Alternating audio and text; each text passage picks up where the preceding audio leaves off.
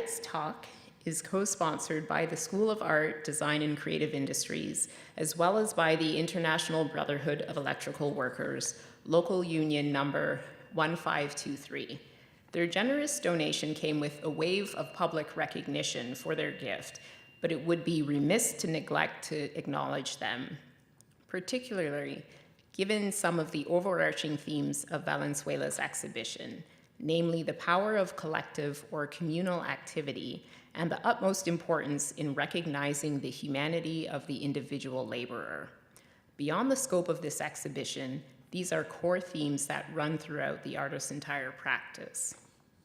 Rodrigo Valenzuela is one of the most prolific and hardworking artists that I have encountered in my career thus far.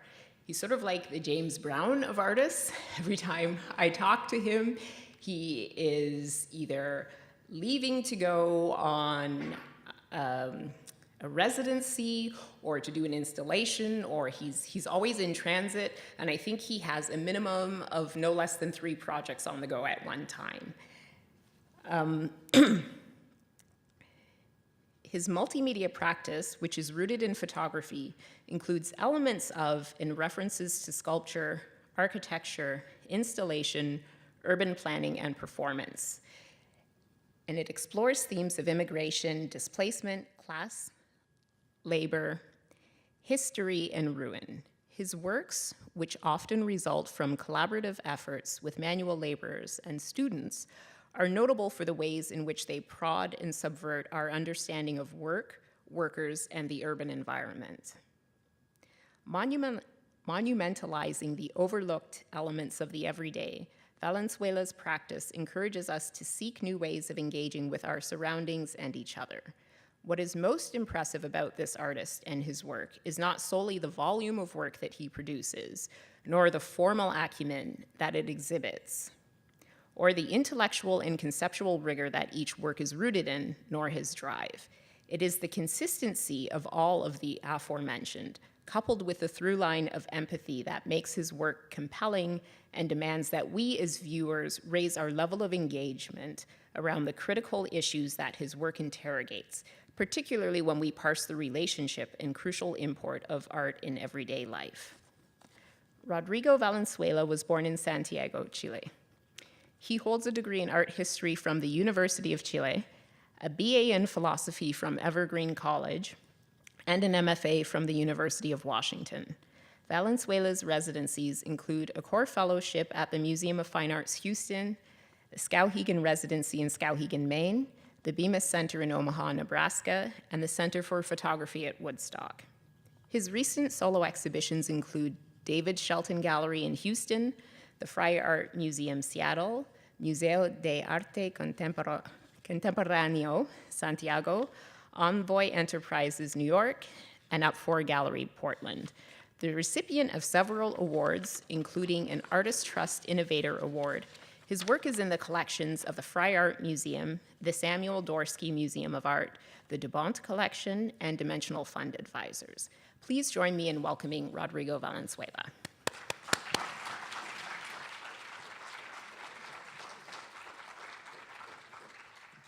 Hi, thank you.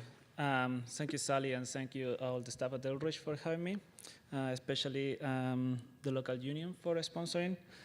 And I have a lot of work to show you, so I will start with this video, and as the title of the talk tells you, it's gonna be a linear story of my work. So let me start with this, and then I tell you.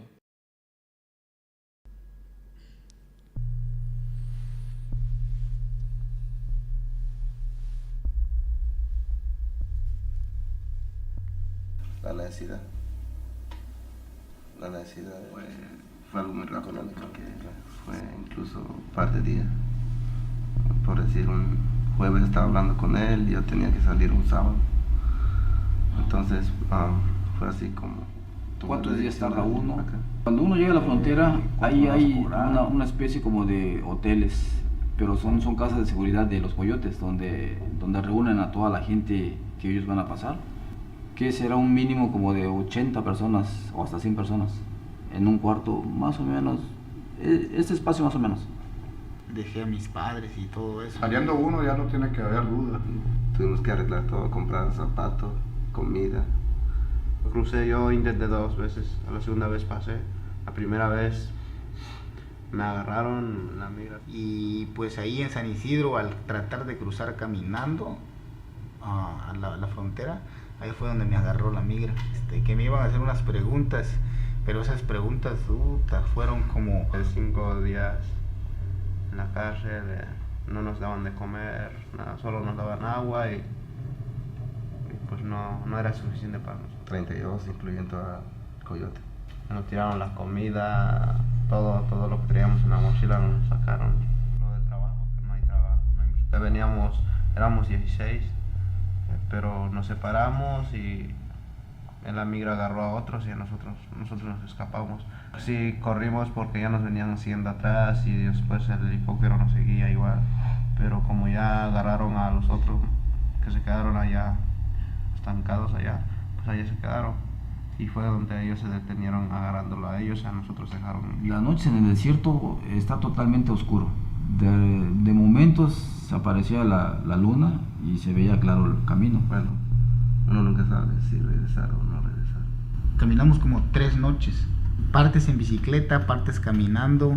Mantenerse uno despierto de noche por estar un poco más listo del peligro, pues ya sea de cualquiera, que pueda pasar un animal o algo. Dormíamos allá en el suelo, entre las piedras, entre las ramas, allá nos quedábamos todo el día y ya cuando la tardecita llegábamos, es cuando ya caminábamos en el desierto. Durante el día se duerme.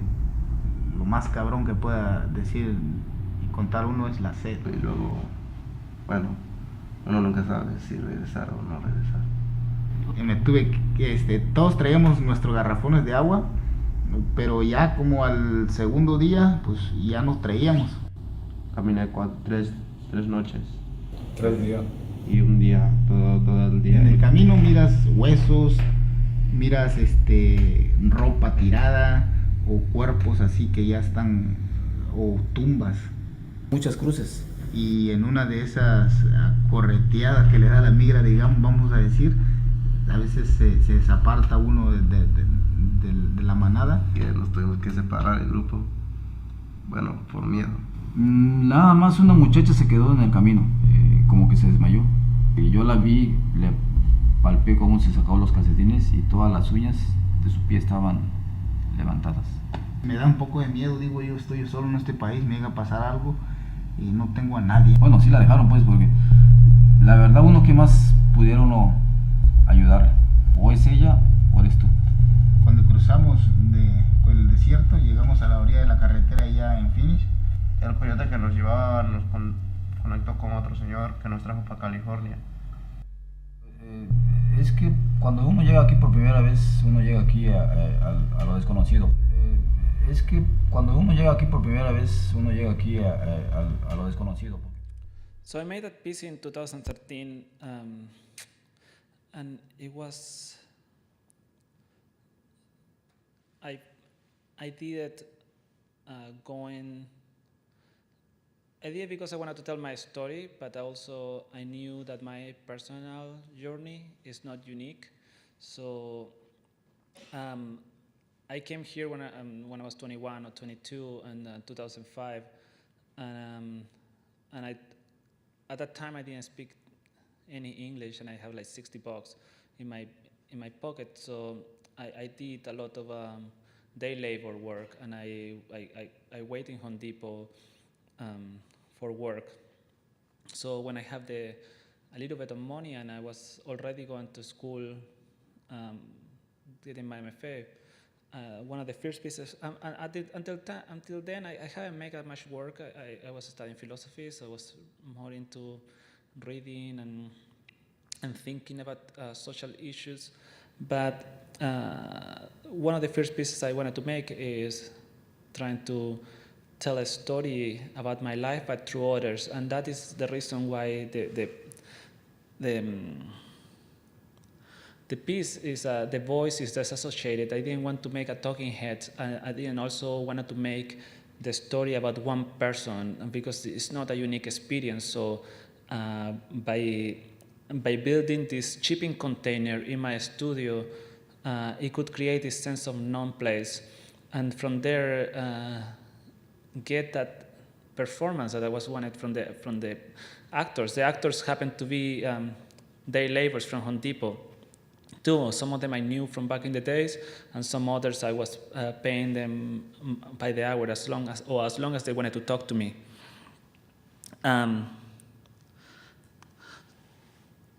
So that was the I made that piece, and by then it had been like 6 years without visiting my family when I left. So I've been back in Chile 2 times in the last 12 years.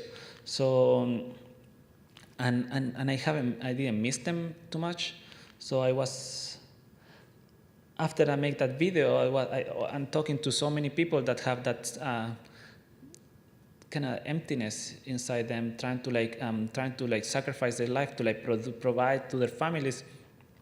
I start feeling a little bit nostalgic about Chile, and then I went there for the first time. So I flew to Peru because I didn't want to fly straight to Chile, and then I started taking buses all the way down to Santiago. It should take like about 10 days or a little bit more to get there. And then when I got there, I realized that it just sucks there. So that's why I don't go. So I just didn't, my nostalgia ended up there. And then I just wanted to so I spent almost 3 weeks there, and I hated the society, and I hated everything around. And then it's been 6 months, and 6 years, and your parents are act like you've been gone for 6 minutes. It's you suddenly switch to be back at 16, and then they start treating you like you're 16 again. So when I came back, I started making this series of photographs based on all these photos I have taken from the trip. A digitally composed kind of synthetic landscapes that could basically be a place that look artificially or purposely nostalgic, so a person like me could go and have those feelings, like that. It's this, because basically if you don't feel in the way that other people feel, then you're a terrible human being, right? So I start making these images that could be a way to articulate the landscape and the place that I was dreaming to missing. But I always have the feeling that what is that thing for me then? What is home, or how I can articulate the thoughts of what is it? Because growing up in a poor family, and that is one of the reasons why I'm so interested in the unions, because my dad was a union guy, and a person with that much education. It is impressive that what having a strong collective capacity can bring to your household, how a guy can have he had the same job for 50 years, and then he was able to send 2 kids to college and go to schools and have a house, and it's kind of the mystery of being very well organized and being responsible. So when I could drive around for him, I could think about, he could fantasize with what, if he had money, what kind of house he could buy. And even when I had the money to buy I never could cross my mind to settle in a place and buying a house. But I still am curious about that feeling, what make somebody just wanted to, and a lot of my late projects are about this necessity of owning land, a necessity of demarking your territory as a person. So in this project, the worker that came right after the builder, I'm making basically until then I never had a studio, I never had a kind of solid art practice. I just making projects, I'm making ideas with a camera. So I was driving around, throwing some piece of wood and trying to make what is the minimum gesture to build something that you can consider a home. Trying to make it really far away or in desolate places, trying to think what is the least amount of materials I need to build something that you can consider a house. So I could build this, I could do this kind of performance and by myself, put in the camera timer. And I had a big data bank of images of myself performing and landscapes. So I did my first residency by then, 2013, which was at Skowhegan School of Painting and Sculpture. And it's a very interesting place. You are in the middle of nowhere in Maine, and there is nothing around you. There's no internet. There's really little internet and almost no cell phone reception, and the terrible food and a lot of mosquitoes. So it was the worst place to make art, and you happen to be with some of the best artists you're ever gonna meet. So everybody had the same frustration about not being able to buy enough materials. The closest art supply store is Walmart, so that's the quality of materials that you can buy. But the good thing they had, it was they have a lot of leftover things from past artists, and they have a photocopy machine. So I start making these landscapes with photocopies, and you start assigning value to your process. Recently, then I have gotten my residency, and I have gotten my green card. So I have experienced kind of this bureaucratic nightmare that is being an immigrant, and how you can prove that you are a person when I crossed the border undocumented, and so I just didn't have pieces of ID. I didn't have a lot of stuff. My parents are not that great, so it's not like they're gonna keep receipts or like vaccination, anything. My mom is like, oh, just throw it away. It's just what's just your birth certificate? And I was like, oh, God damn it. So how you start proving that you are a person is really interesting, and how the bureaucratic process that can happen, how that happened. So to me, building these landscapes out of photocopies or out of Xerox, it was a really interesting process, because it is this dreamland that doesn't really exist, made out of bureaucracy. Xerox, toner, it is the ultimate material of bureaucracy. It's kind of how they keep control of you. So I was building all these landscapes using symbols and using materials almost as a still lives of the possibilities for a place to give you something. And then I felt that there were two still going towards trumpet oil. They were still trying to be painterly gestures. So I instead of changing the idea, I just trying to incorporate the viewer into the process of seeing the piece. There is some, as I moved. One of the reasons I wanted to come to the States, because I wanted to be a filmmaker, and it's impossible to be a filmmaker in Chile, or at least coming from a poor family to be a filmmaker is something that rich kids go to school.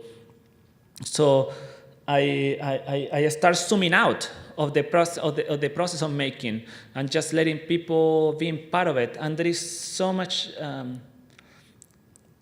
You can evidence so much when you're just the act of zooming out, showing the making of something. Many times watching the making of a Steven Spielberg movie is much interesting than watching the movie itself. There's a way that people manifest their the way to achieve things, the way that people do things. Just looking at the image being made it was interesting to me, kind of evidence these moments where before the set, and now I'm just trying to go towards the democratization of the process of making images, and kind of inviting the viewer in a little bit of the process of it. So I was still using a lot of these materials. When I was building this set, I hired a bunch of day laborers to help me to move all these big sheets of and to paint. And then I was also working together in a movie, Maria TV, that I'm going to show you now. So a lot of the money that takes to make a movie, and the labor, and what the laborers can pursue as is something that interests me. So in the breaks, we could play soccer with the guys, we could just play. So I started making these images with them while we were building the stage for Maria TV, where we could play soccer, and then I eliminate the soccer ball. So now you see the bodies kind of pursuing something. It's what is the physicality of this very simple desire, but using the ball, as a metaphor for what they're chasing, how sometimes graceful or ungraceful you look, but we all do it So here they're painting the green screen, and this kind of works awake something. So you make a gesture that you are like completely unaware sometimes, like making I wanted to make the movie in the green screen, so I hire the workers, and then I start thinking on what you are doing and what is this gesture means. Like photographing the guys making a green screen, it is building something that is meant to disappear, at the same time that hiring this idea of invisible labor, or like people that their whole job is make it so invisible to the user, like so not like that they are not present. So later come out a lot this idea, and a couple of years later I make this show at the Fyre Art Museum, where the whole process was about the cleaning crews in stadiums. You know how people disregard, like through passion, disregard the outcome of that passion, and they're just gonna like throw trash, and then like somebody have to mysteriously clean, and how these jobs, the only thing that they become visible is when they are not being done. You know, so like I'm very, so basically making an image like this, it is an image about disappearance completely. It's like the labor will disappear and the green screen disappears. So really, when you take a photo of this, what you're really photographing, it is just a possibility for the capital to show up. So I make this movie, but I think I'm gonna play it from.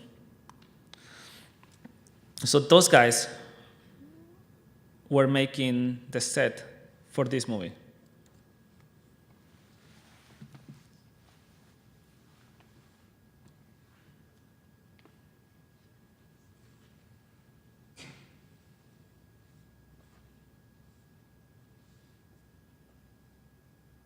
¿Qué quieres que haga? Yo quiero a mi hijo. Por lo tanto, te vas a quedar aquí hasta que nazca. Quiero que te cuides para que nazca en las mejores condiciones. Quiero que seas fuerte. Eso es lo único que te pido. No vas a volver a mirarme la cara. Ya no tenemos nada más que hablar. Vamos a esperar el nacimiento del niño, eso es todo. ¿Y después? Después tendrás que irte. Es lo mínimo que te puede pasar después de todo lo que hiciste. Te vas a ir para no volver nunca más.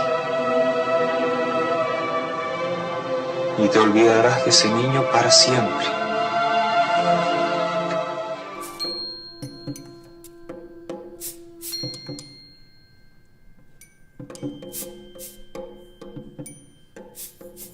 Yo siento que soy una mujer fuerte, pero para los demás.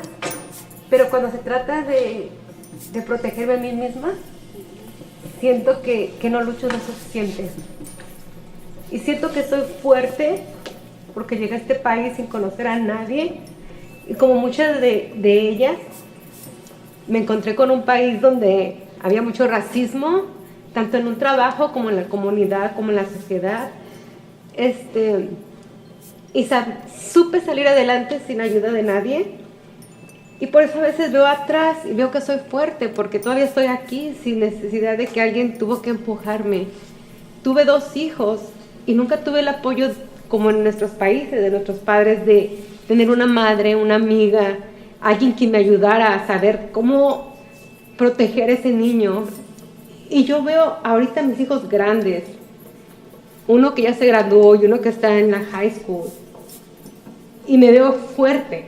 Y mucha gente que me conoce me dice, eres fuerte, siempre empezaba en un trabajo desde abajo, siempre dishwasher y era manager, housekeeper y era manager, y yo sé que soy fuerte, pero en mi vida personal siento que no lo suficientemente fuerte para decidir y hablar por mí.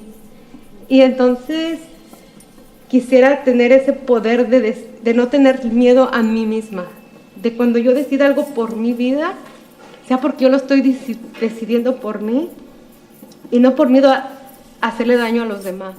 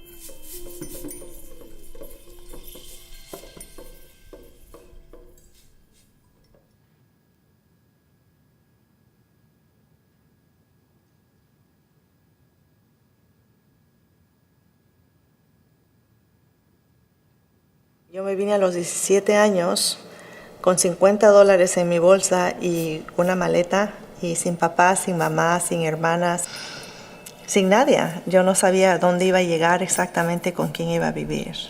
Todo es un riesgo y todos, pienso, los que venimos a este país venimos con un riesgo, con un abismo en no saber qué va a pasar. Y como todos los inmigrantes, pienso que siempre tenemos el deseo de regresar a nuestras casas y decimos que en 1 año, en 6 meses, en 9 meses, en 10 años y continuamos aquí. Hasta el momento continúo aquí. En el camino en llegar aquí no fue fácil, pero el trabajo era muy difícil también.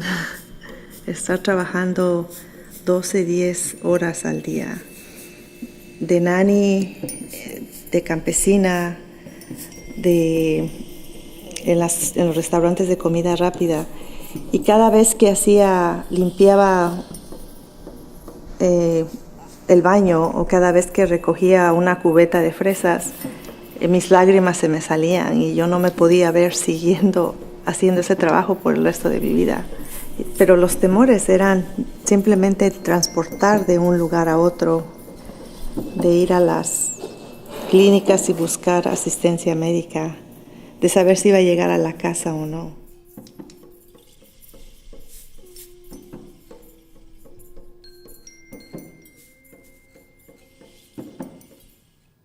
¿Qué quieres que haga?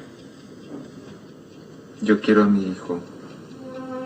Por lo tanto, te vas a quedar aquí hasta que nazca. Quiero que te cuides para que nazca en las mejores condiciones. Quiero que seas fuerte. Eso es lo único que te pido. No vas a volver a mirarme la cara. Ya no tenemos nada más que hablar. Vamos a esperar el nacimiento del niño, eso es todo. ¿Y después? Después tendrás que irte. Es lo mínimo que te puede pasar después de todo lo que hiciste. Te vas a ir para no volver nunca más. Y te olvidarás de ese niño para siempre.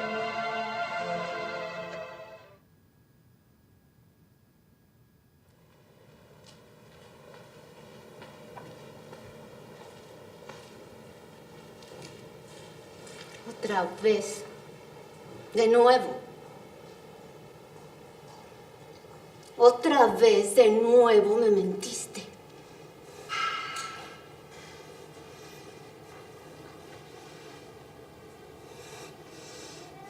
¿Quién crees que soy? ¿Quién crees que soy?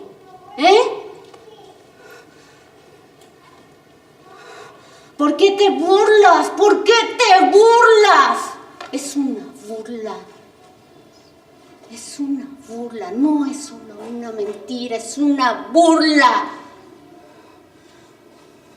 ¿Quién crees que soy? Con perseverancia, con fe, con esperanza, todo se puede. Con trabajo, con apoyo, con perseverancia, con fe, todo se puede. Enfoque, perseverancia.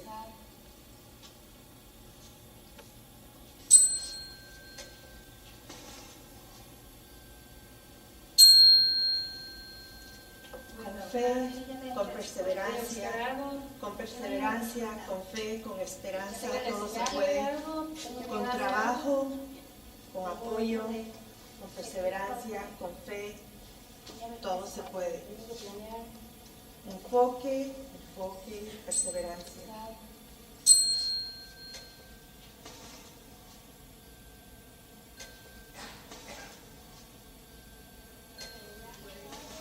Con trabajo, con apoyo, con perseverancia, con fe, todo se puede.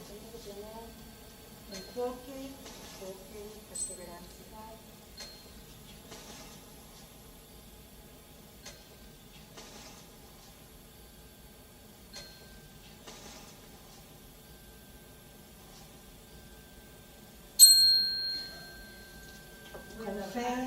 con perseverancia, con fe, con esperanza, todo se puede, con trabajo, con apoyo, con perseverancia, con fe, todo se puede.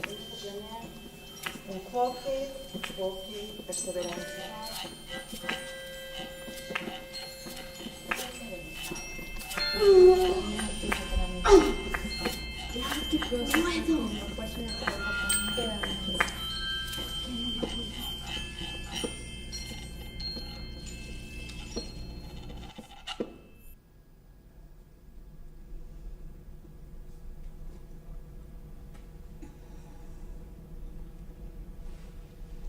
Mi papá está muerto y yo no lo pude perdonar.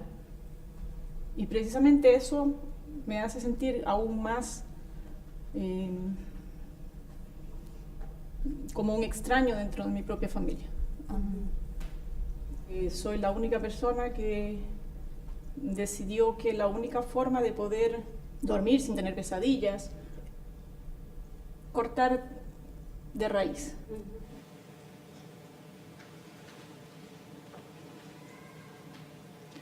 Bueno, yo creo que siempre la pregunta que me he hecho es si, o sea, realmente estoy equivocada, o sea, no tengo derecho a sentirme como me siento, o a pensar como pienso, o a actuar como actúo.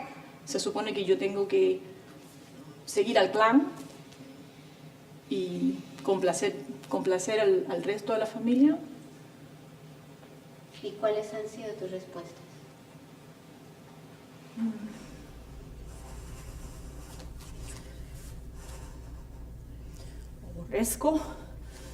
Aborrezco la situación y me aborrezco a mí misma por la forma en que me hace sentir.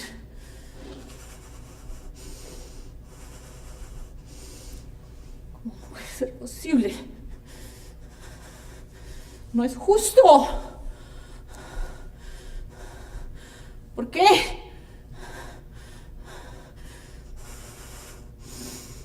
Porque a mí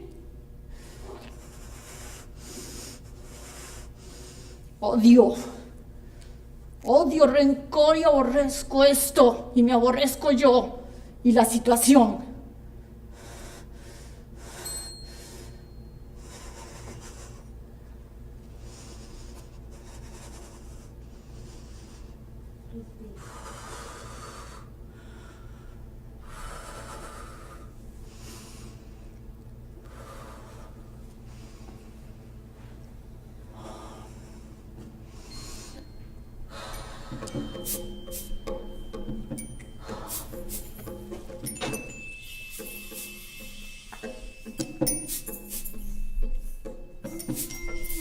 Yo sigo teniendo mucho cariño por ti, Lía.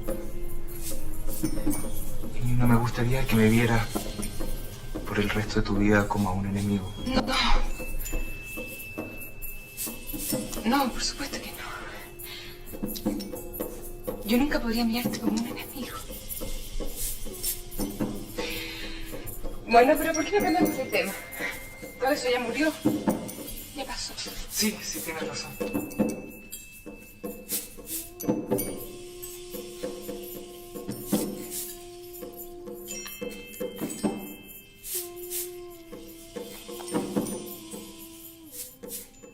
Yo sigo teniendo mucho cariño por ti, Lía. Y no me gustaría que me vieras por el resto de tu vida como a un enemigo. No. No, por supuesto que no. Yo nunca podría mirarte como un enemigo. Bueno, pero ¿por qué no cambiamos de tema? Todo eso ya murió. Ya pasó.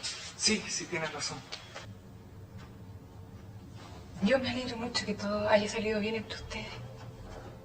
Gracias. Sí, estamos bien.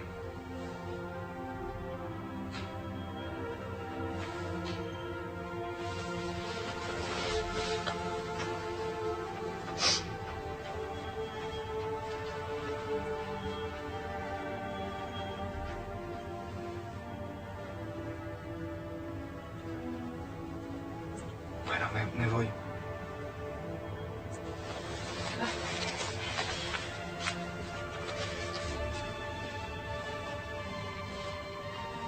Espero que seas muy feliz, Lía.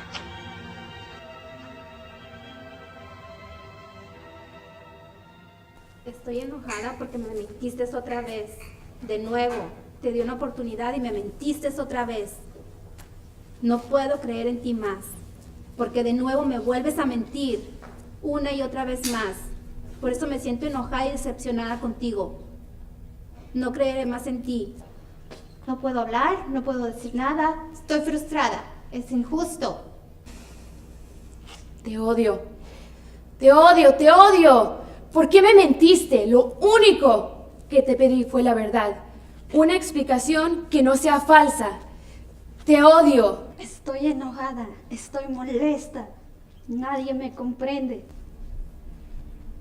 ¿Por qué no lo puedo hacer? Si yo lo pudiera hacer, yo hubiera salido adelante. Si yo supiera hacer esto, las personas no me mirarían de esa manera. ¿Por qué? ¿Por qué no lo puedo hacer? Me siento frustrada, me siento con una baja autoestima que no la soporto. ¿Por qué? ¿Por qué no lo puedo hacer? No sé qué pasa, no quiero, no entiendo. Y las consecuencias son horribles. No podría alimentar a mi hija, me quedaría sin casa, pero yo sé que es injusto. Necesito liberarme, necesito que se vaya todo eso y necesito ser yo misma. Frustrada. Me río de la frustración, me río de ella. ¿Por qué sentirme así? Ya fue suficiente. Puedo decir lo que quiera, cuando quiera y donde quiera, sin sentirme rechazada, sin sentir miedo a lo que digo y sin que nadie me pase a llevar como persona.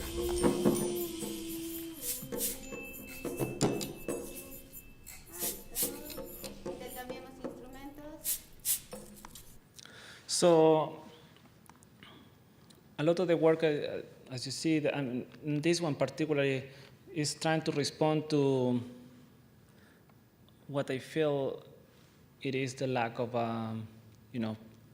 working class women in media. A lot of the time, I try to build this body of work that is placing kind of the blue-collar mentality into the realm where like we can talk about other things, or like just where the participation in the culture making of the worker is necessary, where you can notice that it's too many American movies, they completely disregard the capacity of people having a job. You know, it's like every movie is about a millionaire, somebody that is doomed to have something special, or some guy is gonna get to, if you have a job in a newspaper or a pizza delivery guy, you need a spider to buy you. So if not, the movie is not about you.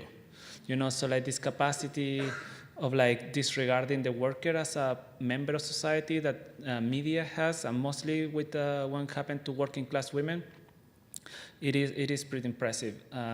So I try to build a lot of this. So a lot of the projects that I work, they have that capacity of being a response to something. Like I don't know if I'm offering you enough solutions, but I noticed that there is too little, a huge lack of working class women, so I want to make a piece about it. You know, so I'm not trying to, there is not many solutions, but I think like if there is one more piece, it will help.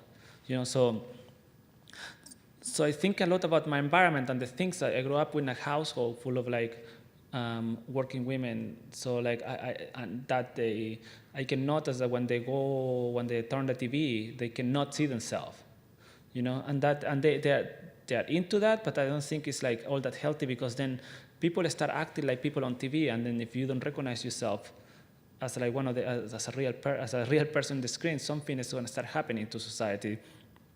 So I made this piece, for example, about at the Fyre Art Museum, where they give me this room where they have a permanent collection of they have this salon-style German painting. So when I had the opportunity to show there, I was thinking critically about like what it means to have a show in a museum, or like what is what are museums for, or like what's happened, having a city like Seattle that is changing rapidly with the tech industry and having all new buildings. Like what happened to cities when everything gets destroyed, or like when catastrophes hit? You still need something that you can call a museum. You still need something that you can call a cultural institution. So, but that thing necessarily not gonna look like pristine white walls. So I try to build this place that still is a place to think, reflect on the nature of your surroundings without that look. So all these are graphite drawings on the walls and the photos.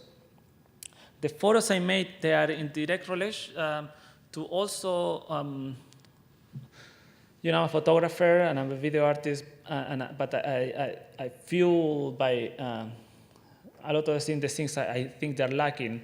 And in this case, it was the opposite. I was thinking a lot about how much ruined porn photography there is, how easy it is to go to a place like Detroit and Pittsburgh and document some abandoned building in the perfect sunset and make it look impressive or beautiful, disregarding that factory, that empty place used to be somebody's job, which these kind of projects lead me to the next project I'm going to show you later. But it is why in America you have this concept, the ruins or this like loss is also associated with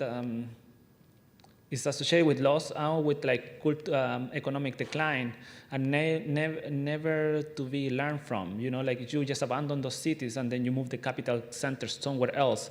Whilst when you go to Mexico or Italy, you live with ruins. You live with like a source of knowledge that teaches you that you maybe have a better past, something wrong happened, but you have to negotiate between those two things constantly.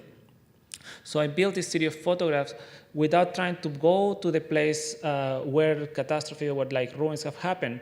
I wanted to think about, again, how I can talk about ruins from my studio, how I can talk about this, the destruction or abandonment without taking advantage of a particular community. And I am trying to think about the minimum gesture that requires to talk about ruins.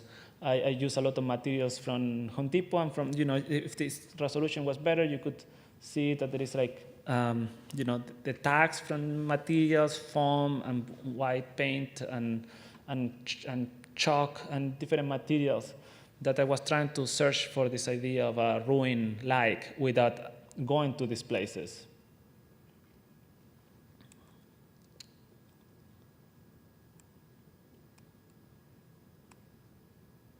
So one of the things, so again, with the idea of going to these places and thinking about the relationship that the American culture has with where you get knowledge from, or how you understand life and death. I make this wall. It's a very, traveling a lot around Peru and Mexico, you notice that there is all these animitas, we call them in Chile. There are all these roadside altars and shrines. But living in the South, traveling around New Orleans or in Houston and Richmond, Virginia, you see so many monuments for the wrong people. I mean, we have a Bree talking yesterday about the Confederate flag, but you see these monuments for wars and for all these Confederate heroes or like generals, like in the center of the cities, reminding you. So I start questioning what do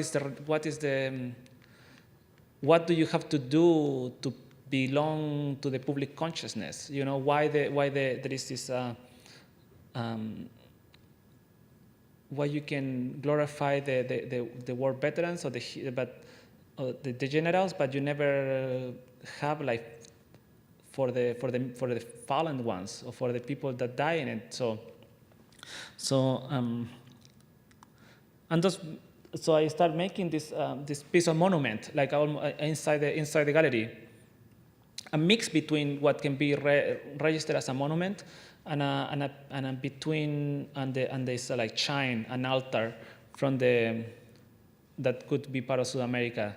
So I tried to like mix it and just like I did a series of photographs that kind of like have a contrast with like it's almost like a starter kit for your own altar.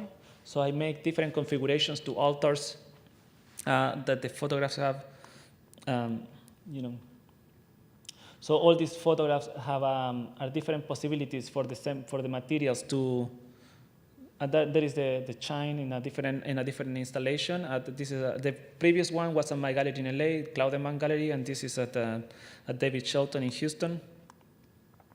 So it's hydrocal, so it's like it's heavy and it's big, and you can it's made out of different sections, so you could configure it in different ways the altar, and.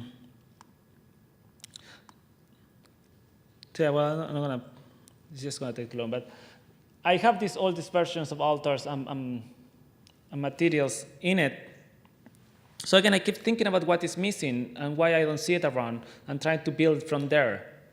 The project, before I jump to the Prole project and the things, and I have a little bit, the project, I came back a little bit to the idea of building building a land made out of people, and like what are the minimum things you require to build a place, because now I'm looking for a new house and I've been traveling around for like 4 years. So I started doing this series of paintings called The Sense of Place. This is the new body of work I just show in Memphis. It opened last week. The particular installation of the work. This is a piece I made with the students, so it's 8 by 12 feet, and it's this landscape that is a zero transfer with many layers of. It's kind of like a collage, made directly onto the drywall. So we worked all the students together. So I have these opportunities to talk to the students about, how much labor required to make something. So we are all kind of making this landscape together, and this place that we could build, like, you can build a house, but you need a community. So we make all this work in there. This is one of the paintings that you saw earlier, and this is the piece that I have. I have done this project a couple of times before, called Held Wanted, and this was like, this project Held Wanted, this was drawn, charcoal drawings directly onto the wall. So all the students were drawing the landscapes, slowly making it possible. And all the ceramic students, I asked them to draw, to make tools, life sometimes passes in front of us, so like you don't understand how much design and evolution went into like a fork or like a really simple object. So just making them remake the thing that is so common, people can start notice the complexity of everyday life. So like I wanted to make this bonfire of like well, this is a better image of the installation. But yeah, so I built something with the students, and I involve a lot of people in the process of making something.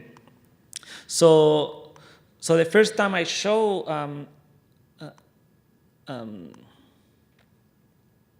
Prole was made for QUAC, this Central Utah Center of Art, and I distressed the walls. I have shown it a couple of times.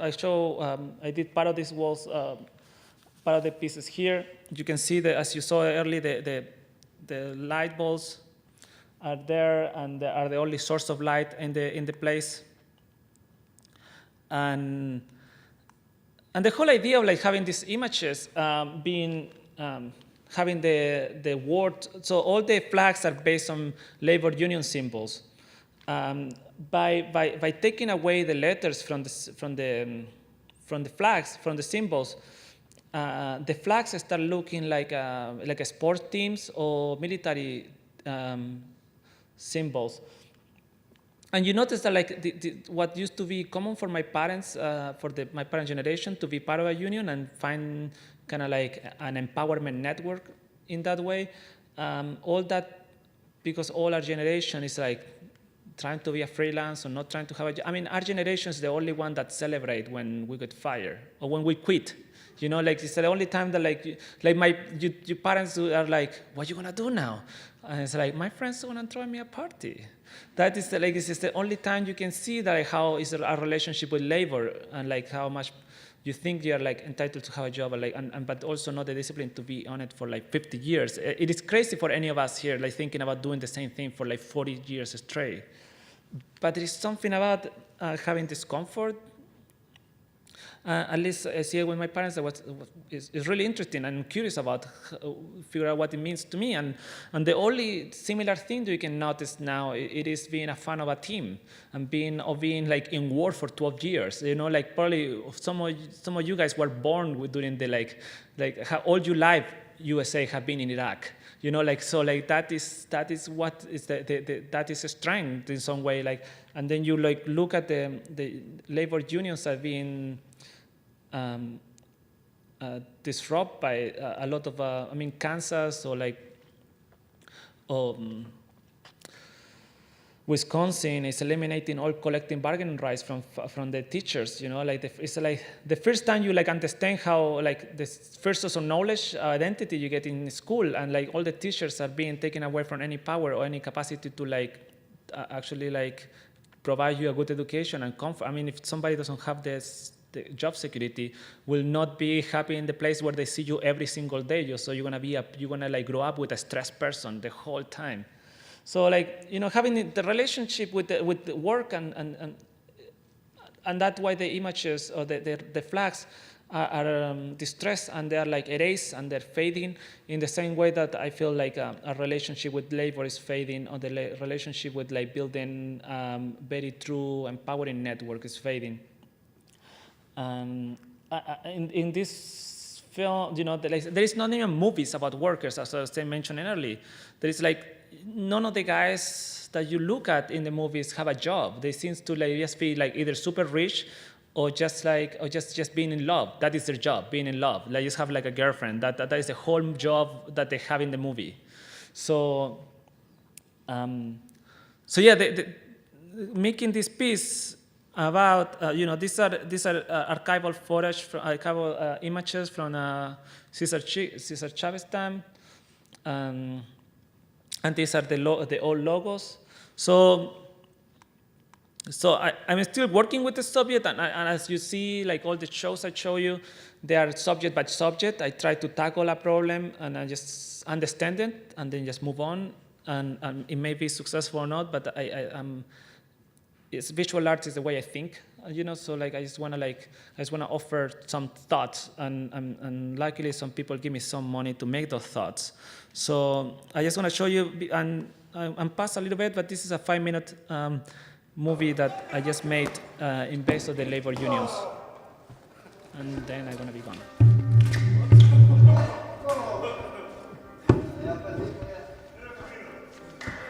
¿Cuánto van?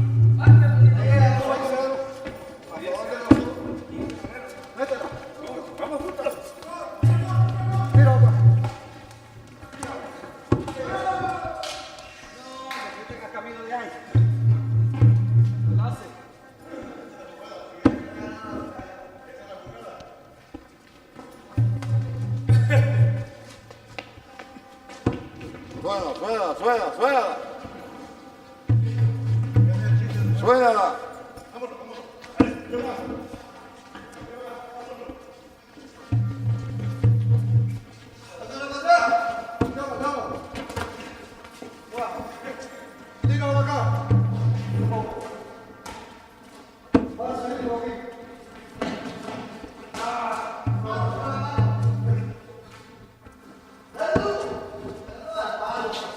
Aquí tienes jale para 6 horas, me dice.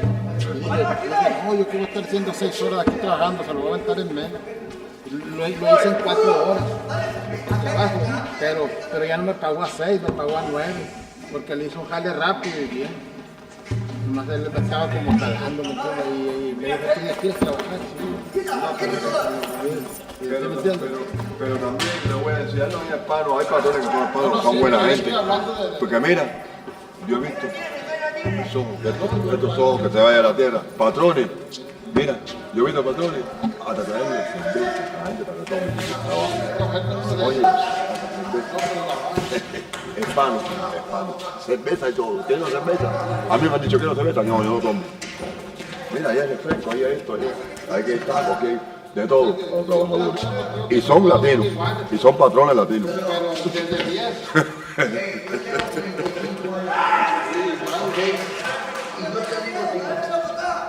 Para poder trabajar con más calma, con más satisfacción con los gringos.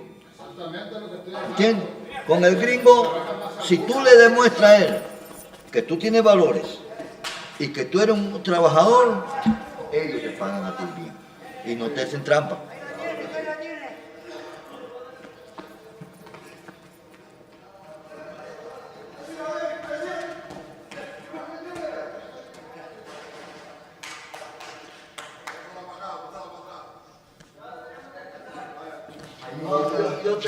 Yo le digo a usted una cosa. Yo cuando entro, donde yo trabajo como con 16 personas. Y yo lo primero que cuando me dicen, ¡hey Nacho! ¡Dale, Nacho! Porque hasta corren, ¿ok? Se caen, se parten, tienen un accidente y le va a salir peor a la compañía que tú trabajando normalmente. Ellos me dicen, corre Nacho, camínate. ¿Sabe qué? Yo tengo 64 años. Yo tengo 35 años en este país. Yo hablo inglés. Yo tengo mis papeles. Yo no tengo, porque yo trabajo como gringo. Yo no estoy acostumbrado ya a trabajar como latino ni como francés. Yo trabajo como latino, como americano. Ellos me pagan, yo le hago su trabajo, lo hago de lo mejor que puedo y págame mi dinero y ahí estamos en paz. ¿Entiendes? Mañana, si te gustó y quiere que yo vuelva necesita mi servicio, aquí estoy yo. Si no, mira, dame la mano y ya, pero no me debe nada. Compañero, pues tú a un compañero hispano, pues no lo vas a apoyar. Sí, mira, yo te voy a decir algo, porque eso es una cosa. Porque estamos hablando ahora sí del sindicalismo de aquí nosotros, de todos de aquí. Si tú no eres unido con todos los hispanos, no los vas a ayudar, le vas a dar una patada por el rabo. No. Y órale. No, es para ayudar a uno y decirle, ¿sabes qué onda, compañero? Vamos a salir adelante, deja eso, vamos a echarle ganas, vamos a hacer lo otro y órale, vamos a estar unidos. Porque unidos siempre vamos a tener la fuerza, si no, no la vamos a tener. Ok, mira, déjame decirte porque yo he aprendido en este país, ok, a eso mismo. Tú, en este país, tú tienes que sacar las uñas que tú tienes, ok. Tú no puedes esperanzarte a que yo te ayude, ni que el otro te ayude, ni nadie, porque como tú viniste a este país, tú viniste solo.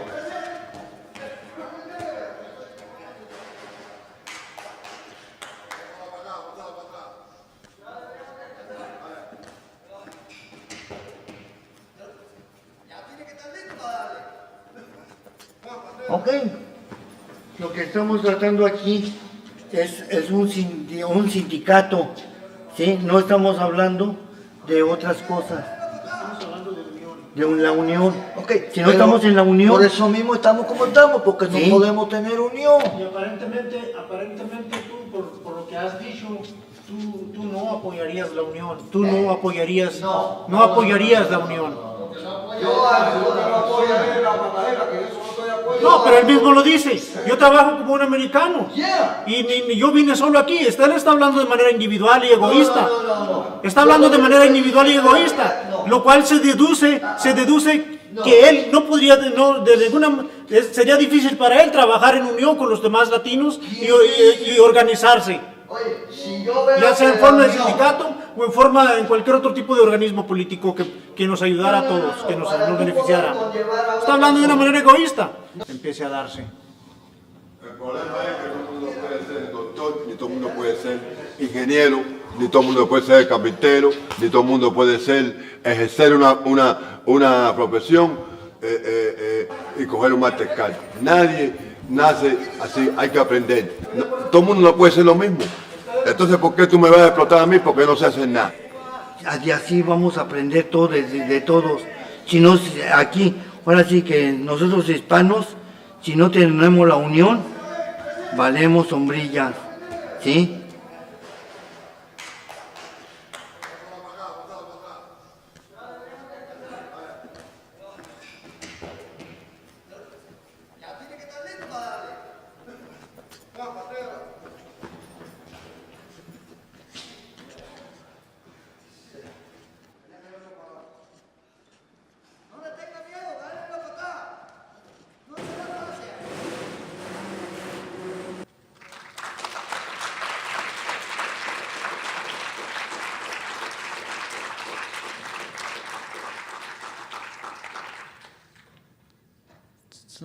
Somebody have any questions or doubts about the work, or want to know more about something?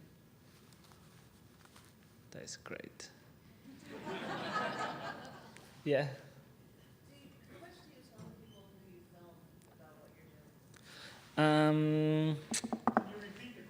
How much I talk or I work with the people that I'm gonna shoot, I'm gonna be part of the video. A lot, because they're all those guys from the last movie. They are also, I got them from the street. I went to the place in Omaha where they have all the workers, and I got 11 guys to play in my team. All the mates in Maria TV, they are real mates. So I found them online, and then I hired them for the day or 2 days to do the workshop about teaching, about to do the workshop about how to be a mate as seen on TV. So as you see, I built the stage, the green. I built the stage with the wallpaper. In the last movie that you see, I have those desks, right? So to me, because I'm not going to work with professional actors, I need to create the conditions where people can feel where it can be themselves. So in the case of Diamond Box, I build a shipping container, and that is already an intimidating place to be. So when and all these expressions, I got them by leaving actually the room. So when I could interview them, but at some point I could pretend to pick up a phone call and just let the camera roll it. So you get that face of I'm alone with the camera, and then you have to do stuff to get that expressions or kind of get the people there in the way to when you jump in an elevator, everybody that is in the elevator have elevator face, right? Everybody act like that, you just can take a photo of a guy and know that he's inside a strip joint. For sure, you have that face. You know when a guy is when a kid is looking at the ice cream store. You know these things. We are conditioned to respond in certain way to different environments. So if you build these conditions, you can get anyone to act in the way that you want it. It's just you have to earn their trust and then put them in the right place and create the right conditions to make that things happen.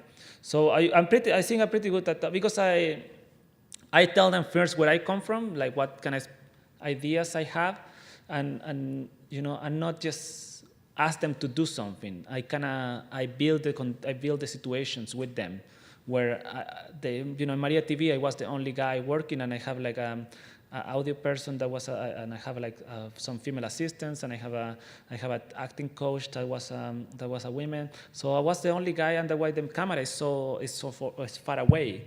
It is just I stayed those 2 days. I stayed out of this. I didn't try to impose any view. Everything that happened, it just happened, and then I sit for a month to edit and find the story. So I don't try to impose myself into the situations. I just try to think before how people could act in given situations, and I just take advantage of that. There is no script. There is nothing in any of these movies. There is just me hiring a bunch of people and just hoping for the best. Yeah? I might be biased, but it seems like you do a good job of telling both sides, pro-union, anti-union. Yeah. Do you feel like you do a good job of showing both sides of that argument? That movie still isn't developing, but there is something to say. I mean, I think we empathize with the guy that is against the union because I think most of us don't want to show up to a job. Most of us, you just want to work from home. If you can work in your pajamas all day long, then why not, right? So we have so I think we can empathize with both as a contemporary entity, but as a person that will be, probably underpaid and overworked. And I think you can empathize with the other because we all have been in the conditions where you have no health insurance and where you feel like there is no retirement funds and stuff like that. So I think we can empathize with both. So I don't think there is obviously I think if we were in a place where we all have Seattle has a $15 minimum wage. So it is, I think I think people will get a lot more benefits in the long run from that. Having a little bit of stability, and even if things gonna be more expensive, I think just be able to think there is something about the number that happen in your head when you get paid $8.50 an hour. You know what I mean? So the sense of self-worth is also deeply affected by it. So I think all the relationship with the unionizing work gonna have to do a lot with what relationship you have with the state level too. So I still haven't figured out which one is the best for me. I like the idea of the unions, but also, I don't know if a lot of us want to volunteer to go every Tuesday night to talk to the same people for years and years and years.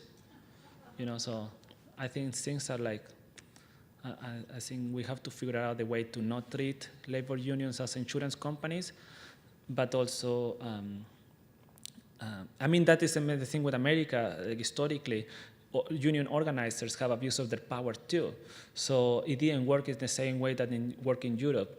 Many European industrialists moved to the States to make something that have worked effortlessly in England until then.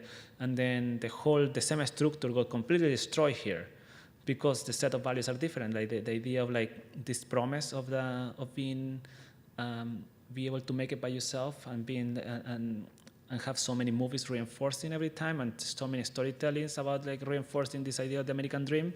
It is you are born with that. So it's just hard to check it off, even if you have the possibility to have a very comfortable life if you just associate with your peers or you don't try to stand up. So yeah, it's hard. It's hard to know which one is the right one, but I would love that we could have a more socialist system. Yeah? Do you think that the men and women see the contrast in what they're going through for labor situations, and that it may have caused a disconnect in their own relationships and family side? Yeah, that's one of the reasons why I wanted to make Maria TV in the beginning, because after working myself in construction and working with the guys in, there is something that's really few women are almost allowed to have a shitty day. You know what I mean? You can just you have a terrible day, you can get drunk and then fall asleep as a man, I can fall asleep in a park. And then just and nothing happens. I just wake up and I feel oh, fuck, this, all right.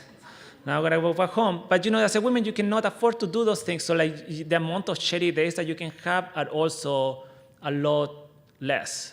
So making a piece all about the role of the working class, but you have to be at least I was really paranoid about making that piece because interviewing them for hours and having a lot of women that are lacking power, you obviously see that in 80% of them there is cases of sexual abuse. But I don't know how to tell that story. I have, my mom is working the mall, my aunt is a cleaning lady, things like that. I can understand. I have experience to the way that they talk at home, the way that they act. But I have never experienced that, so I don't know how to transmit that. A lot of the problems that they are exclusively of women. So like I have enough material to make another piece, specifically about like very hard problems to understand. You can see it a little bit on the woman that is talking about her dad abused her, but it mostly I put it there because that led her to leave the country.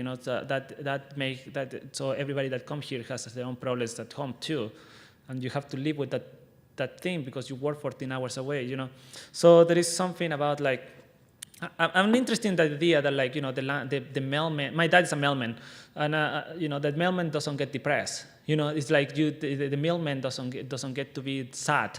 You can't just be mopping around the couch when you have to like deliver stuff every day. So like it's just interesting to like and it's kind of funny and kind of sad, but like I would like to make a movie about like all these like daily jobs that require, but everybody is completely depressed.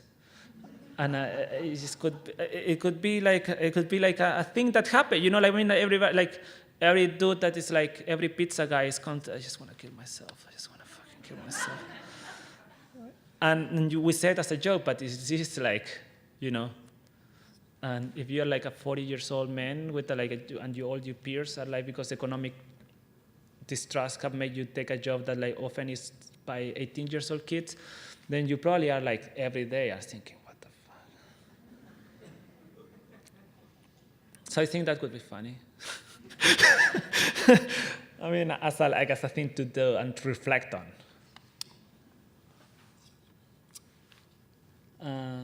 Someone else? Yeah?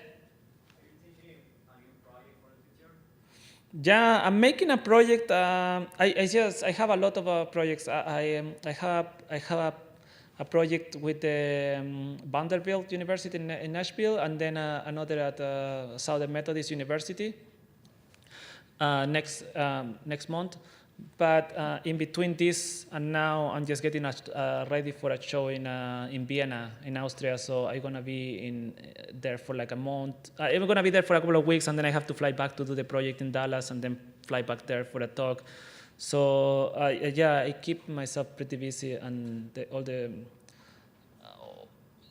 shows kind of keep mutating into. So like I choose every show to make something different.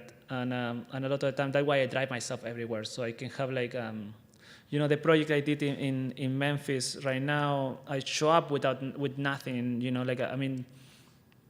this piece wasn't there. So like the main piece of the show, I just have to let them trust me with the piece. The piece I show you at the Fyre Art Museum with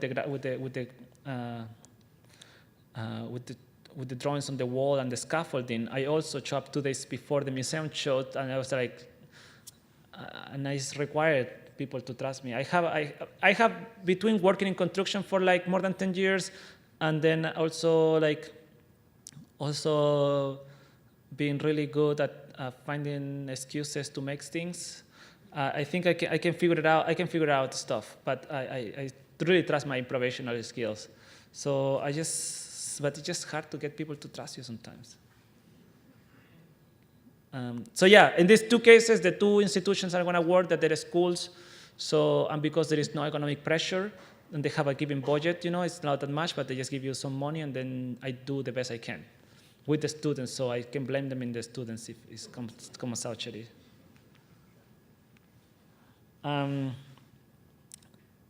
So yeah, that is somebody have more questions?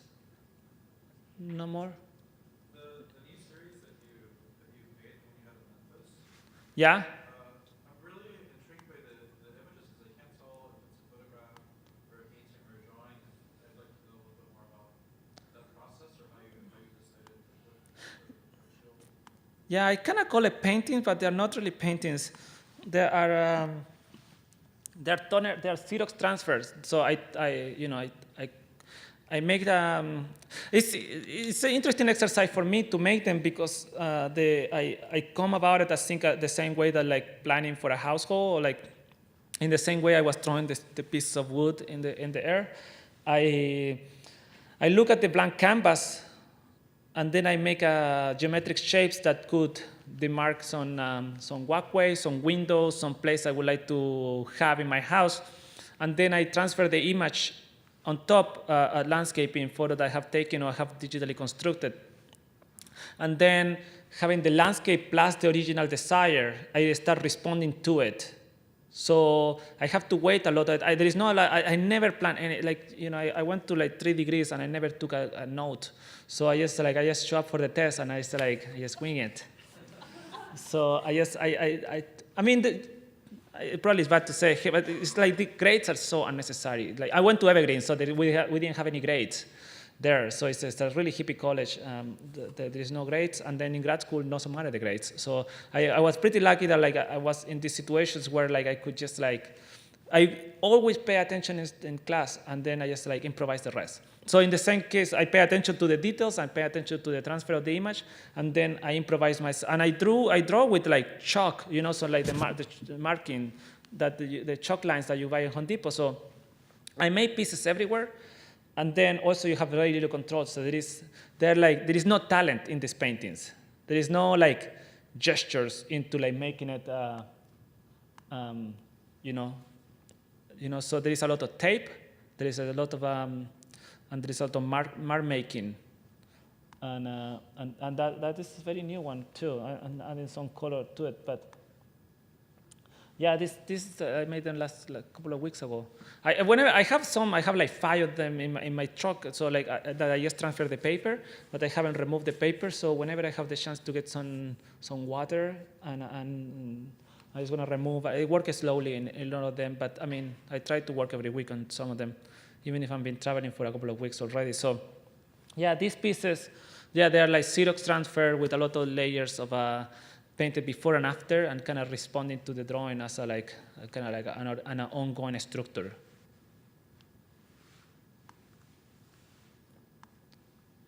Yeah, I think yes?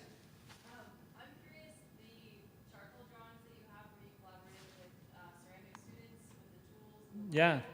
I'm just curious, did you draw it directly on the wall, or did you put it on a surface and then put it up on This is a part of the process. I don't know, let's have a studio visit today, and you have to find this kind of metaphors to build stuff, right? If it makes sense in my mind, the whole thing is a gesture, right?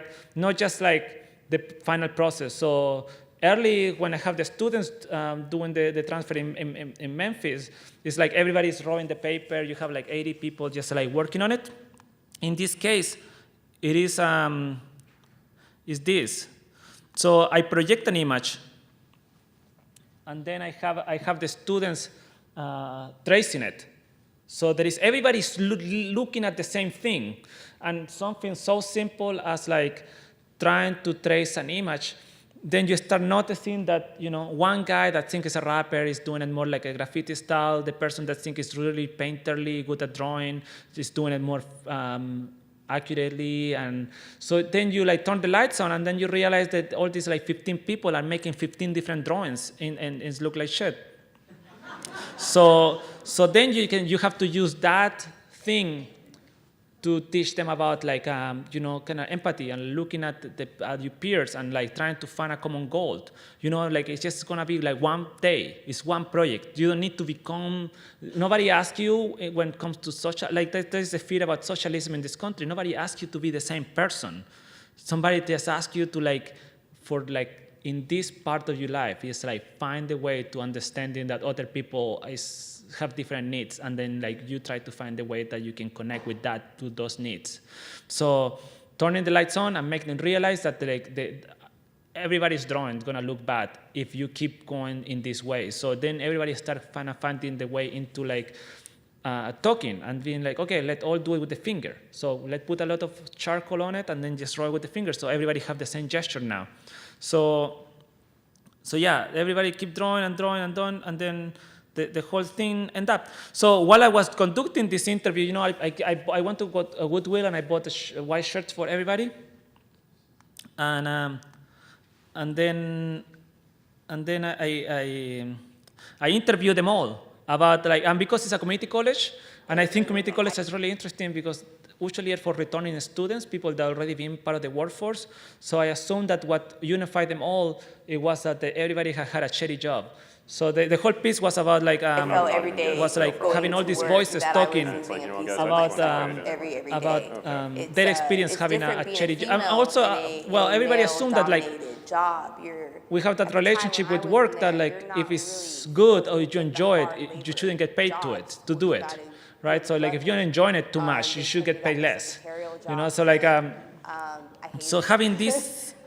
It's a lack of having all the voices at some point they're talking all at the same time, and they just the audio keep going in and out of the same. Useful.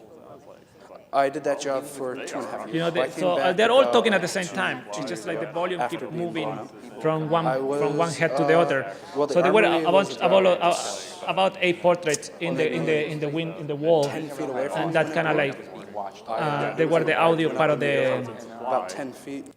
Part of the installation. So the whole process was made with the students, and the audio was part of the students' voices. So yeah, that is the thing. Nobody más? No más? Questions? No? That's great. I think we're past the time too, but it was great.